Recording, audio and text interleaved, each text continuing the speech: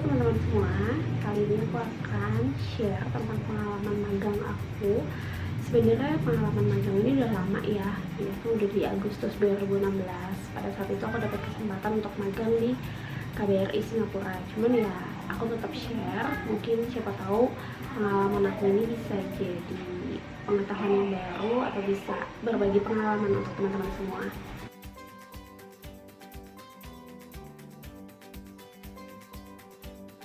Nah, itu teman-teman. Jadi pada kali ini aku akan jelaskan tentang bagaimana sih apply internship di KBRI.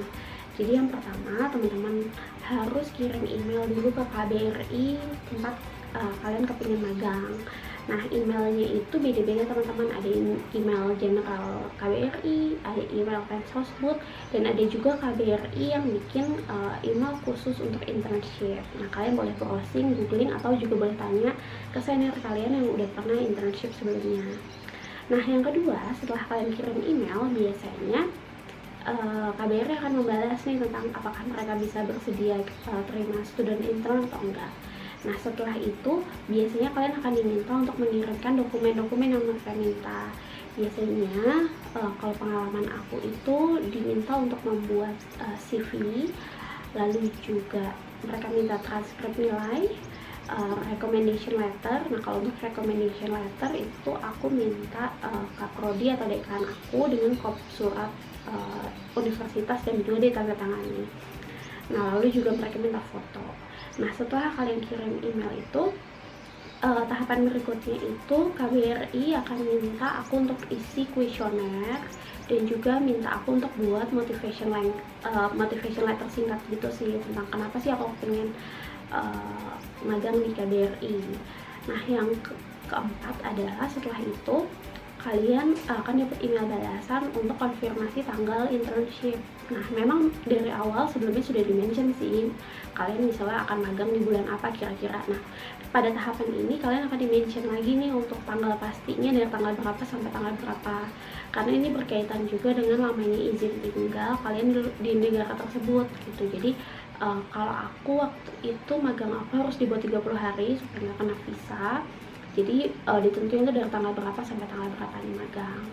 Nah, nanti setelah itu kalian akan jika kalian diterima, kalian akan dapat surat yang menyatakan bahwa kalian diterima magang gitu. Jadi udah jelas nama untuk siapa, lalu juga tanggalnya dari berapa sampai tanggal berapa. Lalu juga biasanya di badan email nanti akan diinfokan tentang apa aja sih yang harus kalian bawa dan kalian persiapkan selama magang.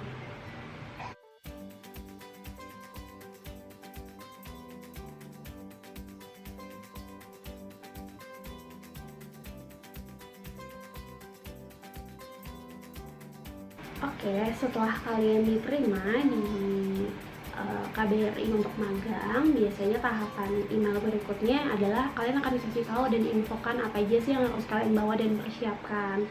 Yang pertama, itu yang harus kalian bawa adalah biasanya sih laptop. Jadi supaya memudahkan saat magang di sana. Jadi banyak student kita disuruh untuk bawa laptop. Yang kedua itu adalah internship report atau internship score yang dari kampus kalian ya. Jadi supaya nanti memudahkan.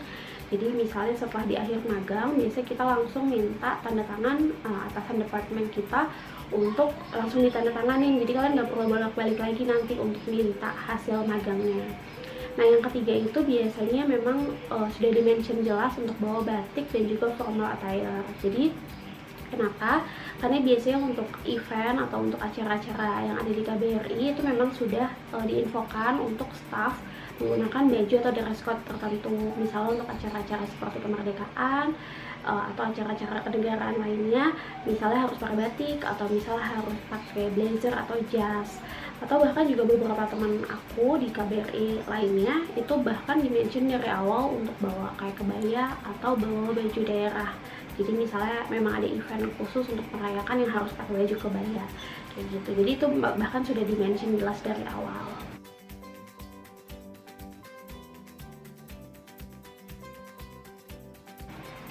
Nah, setelah kalian sudah mempersiapkan semuanya untuk magang, Mungkin aku kasih gambaran tentang apa aja sih daily task atau tugas-tugas selama magang. Nah, sebenarnya teman-teman nggak perlu takut selama magang nanti apakah susah atau gampang. Sebenarnya kita akan dikasih tugas, tanggung jawab, dan wewenang sesuai dengan peran lingkup student internship. Jadi memang nggak akan susah-susah banget kok.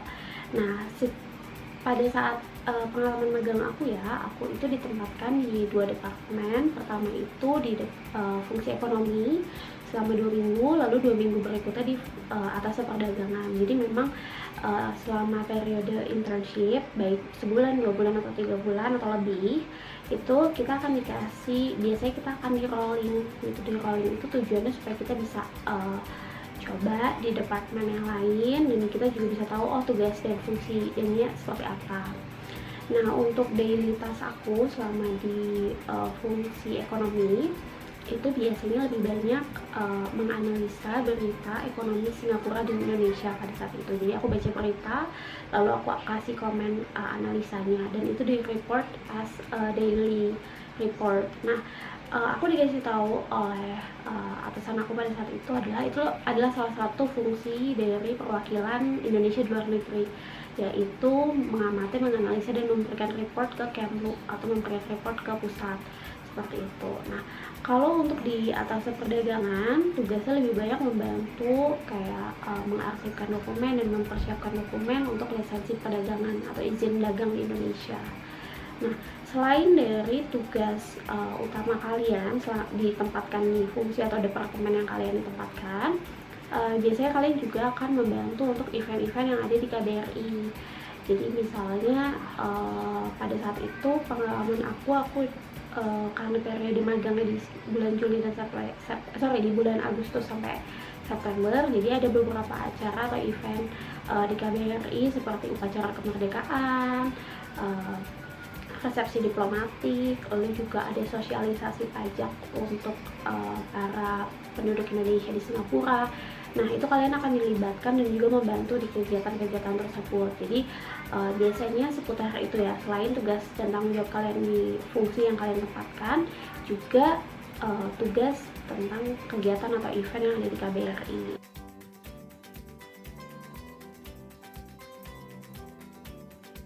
Setelah kalian tadi tahu tentang bagaimana cara apply, lalu apa saja sih yang daily task-nya selama magang, nah kali ini aku akan kasih tahu beberapa tips untuk kalian gimana sih yang harus dipersiapkan sebelum kalian magang di KBRI. Yang pertama adalah persiapkan diri kalian untuk mempelajari struktur organisasi di KBRI.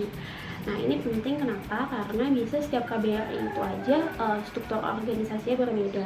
Jadi maksudnya fungsi-fungsinya yang berbeda sesuai dengan kebutuhan dari perwakilan negara tersebut. Jadi ini fungsinya buat apa? Fungsinya kalau kalian memang sudah mengetahui struktur fungsi atau departemen yang ada di KBRI tersebut, kalian memang bisa lebih dari awal itu untuk bisa atau request untuk ditempatkan di fungsi yang apa. Jadi kayak berdasarkan pengalaman aku ya, aku tuh waktu pertama kali magang, itu aku ditempatkan di fungsi ekonomi, itu aku nggak request, jadi memang langsung ditempatkan di fungsi ekonomi. Nah, setelah aku tahu ternyata fungsi dan departemennya ada ini. Nah, pas lagi mau di rolling, aku memang secara khusus minta untuk ditempatkan di atas perdagangan karena menyesuaikan pada saat itu fokus peminatan aku adalah bisnis internasional. Jadi aku minta untuk ditempatkan.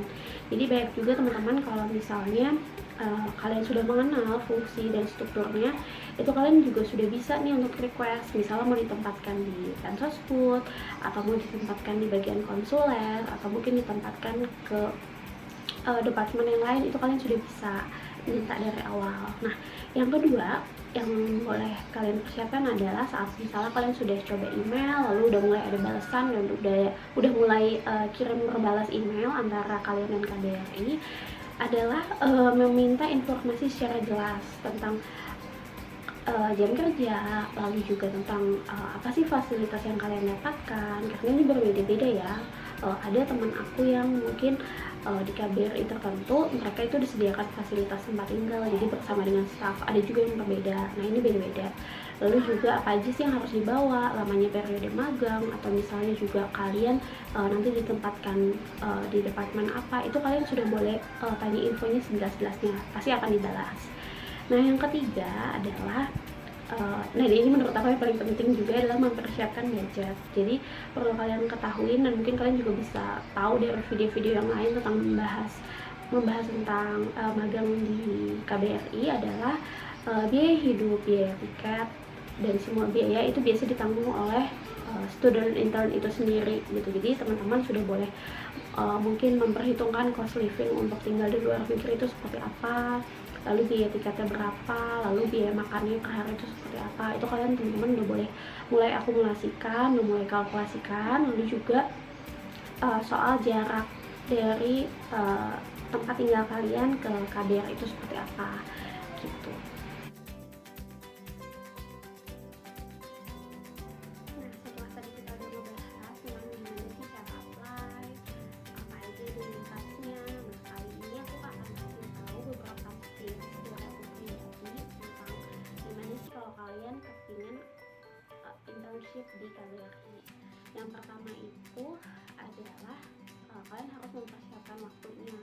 Jadi dari periode saat kalian apply sampai kalian finally diterima itu jangan mendadak. Jadi misalnya kalau kalian akan magang di akhir semester, nah mungkin kalian udah boleh apply itu dari awal semester, karena secara pribadi aku aja waktu itu butuh waktu 5-6 bulan untuk finally akhirnya aku dapat surat yang menyatakan bahwa aku diterima magang gitu. Nah yang kedua, menurut aku ya akan lebih nyaman buat kalian itu untuk magang berkelompok gitu. Boleh berdua atau bertiga biar satu kampus yang sama. Ada juga sih sebenarnya teman aku yang benar-benar satu orang sendiri dari kampusnya. Cuman kalau berkelompok itu kalian akan bisa lebih nyaman untuk sharing tinggal atau juga sharing info. Jadi kalian nggak bingung sendirian. Nah yang ketiga adalah mempersiapkan cost living yang baik dan rinci. Jadi seperti yang tadi sempat mention bahwa untuk semua biaya hidup dan tiket pesawat itu kalian yang tanggung. Nah jadi kalian tuh kalau boleh tuh mempersiapkan secara rinci, misalnya biaya tempat tinggal di mana, lalu juga biaya makan, lalu juga apa namanya biaya-biaya lainnya. Dan juga masalah tempat tinggal, kalau di bed juga kalian udah tahu nih kalian mau tinggal di mana dan jaraknya dari tempat tinggal tersebut ke KBRI gitu. Kalau aku sendiri ya pada saat itu 1 hari sebelum hari pertama magang aku memang sudah coba tuh jalan dari tempat tinggal ke KBRI untuk bisa hitung estimasi waktu berapa lama sih jarak dari tempat tinggal ke KBRI. Jadi biar nanti di hari pertama itu nggak telat. Nah ini tips terakhir dari aku. Saran aku adalah kalian boleh coba apply di beberapa negara yang memang dekat sama Indonesia. Misal kalian mau coba di negara ASEAN atau Australia. Tapi kalau misalnya memang kalian udah tertantang atau memang dapat kesempatan untuk apply di negara di KBRI tapi negara yang jauh misalnya Eropa atau Amerika, gak apa-apa sih. Oke, sebenarnya cuma itu tadi balik lagi ke masalah cost living. Kalau aku sendiri pengalamanku, aku memang cari negara-negara yang dekat kayak ASEAN atau Australia. Terus juga aku memang sempat cari negara-negara yang currency-nya itu nggak terlalu jauh sama Indonesia, karena itu nanti memudahkan kalian ya terkait soal cost living tadi gitu. Itu beberapa tips yang mungkin boleh kalian pertimbangkan saat kalian apply. Nah kali ini teman-teman aku mungkin akan menjawab beberapa pertanyaan yang umumnya sering ditanyakan tentang magang di KBRI. Nah yang pertama adalah apakah kita harus bisa bahasa negara yang dituju?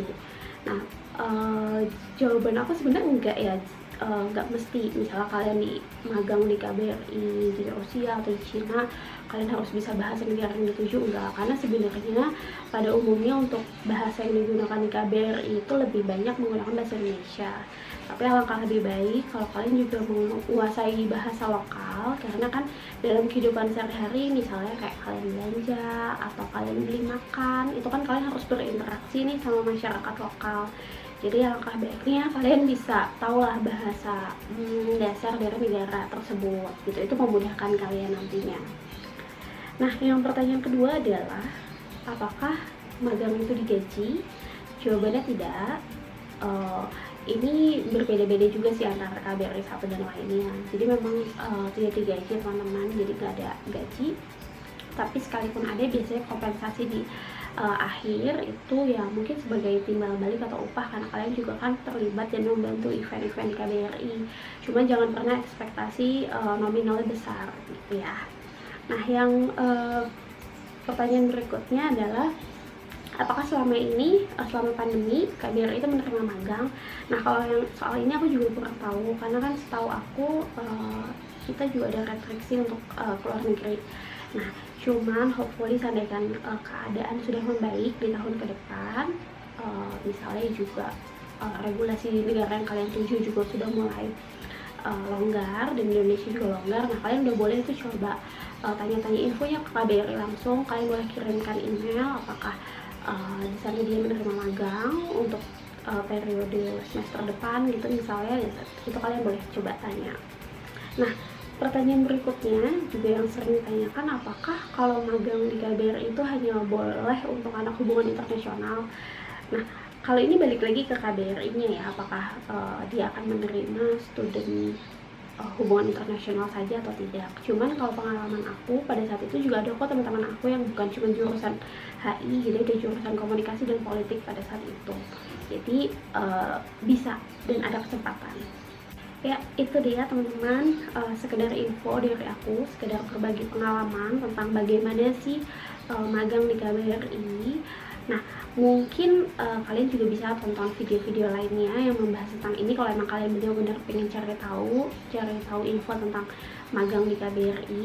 Nah, dari kesimpulan yang tadi, aku sih kasih beberapa manfaat tentang gimana sih kalau misalnya kita magang di KBRI. Itu bisa kasih kalian selain pengalaman dan ilmu yang berharga, kalian juga di akhir magang kalian akan dapat sertifikat magang. Nah, itu juga bisa berguna nih kalau misalnya nanti kalian lulus nanti sertifikat magang, terus juga kalian bisa taruh magang kalian di CV. Kalau untuk pengalaman aku aja itu lumayan sangat berguna sih, kayak untuk aku apply kerja mereka emang highlight banget, oh kamu pernah magang di KBRI ya, di luar negeri kayak gitu. Dan kedua adalah pengalaman juga untuk kalian bisa mengenal struktur organisasi di KBRI itu sendiri.